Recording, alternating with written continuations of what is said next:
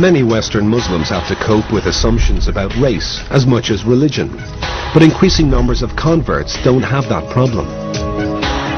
Fidelma O'Leary was born in Cork into a devout Catholic family that followed that well-worn emigrant trail to America almost 20 years ago. I grew up in a household that prayed the Angelus when the church bells rang, prayed the rosary as a family together almost every evening. For Mom and Dad, being Catholic wasn't just about going to Mass on Sundays. Being Catholic was something that happened every day. That's why I think for me, being Muslim and praying 5 times a day, it's easy.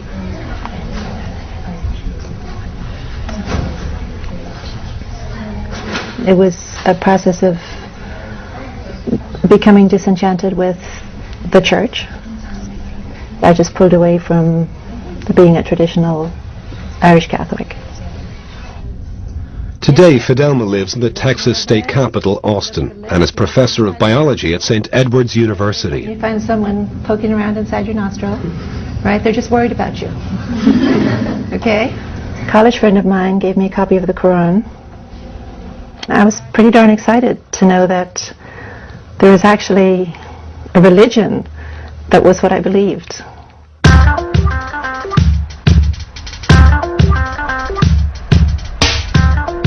I've been Muslim for about 25 years. And I can remember a time when I was the only convert I knew. Now, my circle of friends is half converts. Most Friday mornings, Fidelma hosts a prayer group at her home, and among the faithful are 2 other Irish converts, Eileen and Michelle. Hey, we're 3 lovely lassies from Erin, and I am the best of them all. The world is becoming quite secular, and I think that's okay for a while, but then people look for meaning and they look for significance. Jesus said, "I am indeed a servant of Allah. He has given me revelation and made me a prophet."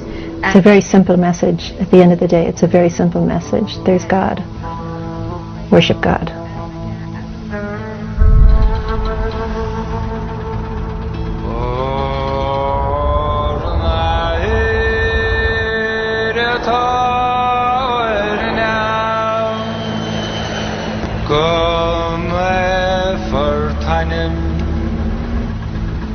We followed Fidelma and her daughter Sarah back to Cork during the Christmas holidays.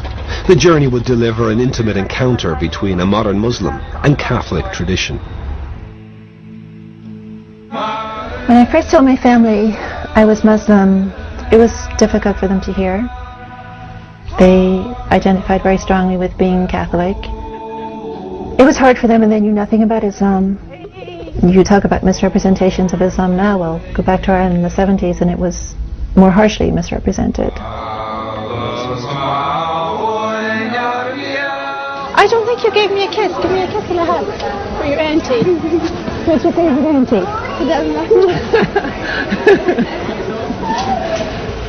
How's everything? Great. Yeah. Great. Great.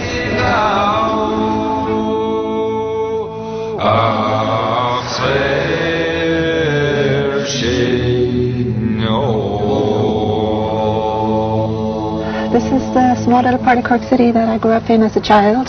During my childhood, Ireland was completely permeated by things related to the church and Catholicism, and I think, growing up next door to a church seemed completely natural. Even after I became Muslim, I used to come there from time to time with my parents just to, show them that respect, and brought my kids there so they could see it.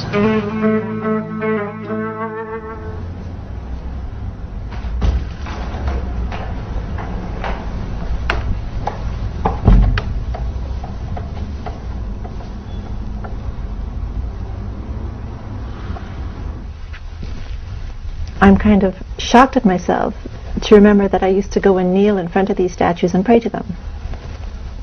And the thought of kneeling at a statue of some virtuous person who passed away and praying to that person is ludicrous to me.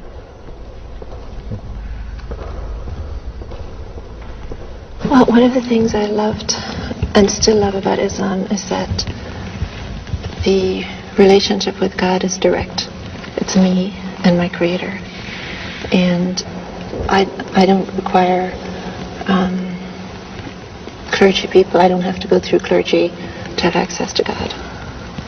So I can learn from scholars, but my access to God, my worship is direct. I stand before God and I worship, and I ask for help and I ask for guidance, and it's a very direct connection. And that means an awful lot to me.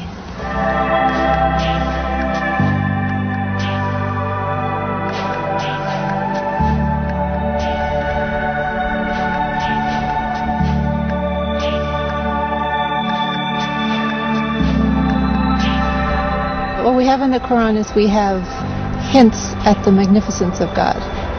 Ar-Rahman Ar-Rahim, the most merciful, the most forgiving, all-powerful, unimaginable creator, unlike anything created.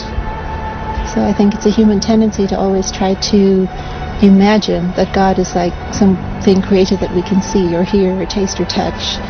But the creator is nothing like what was created.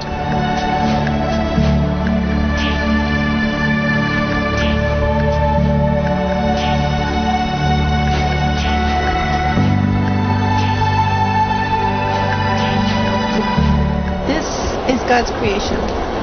Yeah. And this makes me want to submit myself to God.